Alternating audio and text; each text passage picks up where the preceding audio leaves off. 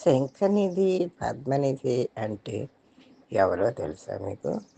తిరుమల శ్రీవారి ఆలయ మహాద్వారానికి ఇరుప్రక్కల ద్వారపాలకుల వలె సుమారు 2 అడుగుల ఎత్తు పంచలోహ విగ్రహాలు ఉన్నాయి. ఆలయంలోనికి ప్రవేశించే ముందు భక్తులు తమ కాళ్లను ప్రక్షాళన చేసుకుంటారు. అక్కడే శ్రీవారి ఆలయం గడపకు ఇరుప్రక్కలా కనిపిస్తాయి శంఖనిధి, పద్మనిధి విగ్రహాలు. సాధారణంగా భక్తులు తమ కాళ్లను కడుక్కునే ఆలోచనలో ఉంటాము. కాబట్టి ఈ శంఖనిధి, పద్మనిధి విగ్రహాలని గమనించే అవకాశం చాలా తక్కువగా ఉంటుంది. దానికి తోడు ఎంతోసేపు ఎదురు చూసిన ఆలయ ప్రవేశం ఆనందంలో కూడా గమనించాం. తిరుమలలో శంఖనిధి, పద్మనిధి విగ్రహాలు ఎక్కడున్నాయో తెలుసుకునే ముందు వారు ఎవరో ముందు తెలుసుకుందాం.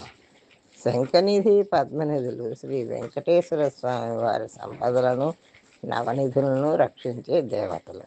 ఇందులో ఎడమవైపున అంటే దక్షిణ దిక్కున ఉన్న రక్షక దేవత పేరు శంఖనిధి.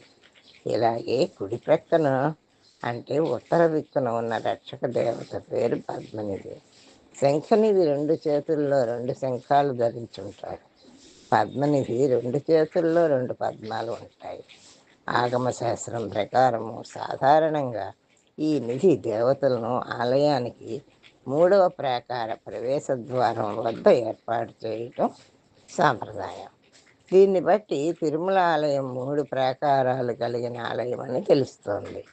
ఈ నిధి దేవతల పాదాల వద్ద 6 అంగుళాల పరిమాణం గల రాజవిగ్రహం నమస్కార భంగిమలో నిల్చుని ఉండటం గమనించవచ్చు. ఈ విగ్రహం విజయనగర రాజైన అచ్యుత దేవరాయలది. బహుశా అచ్యుతరాయలే ఈ నిధి దేవతలను ప్రతిష్ఠించి ఉంటాడనవచ్చును.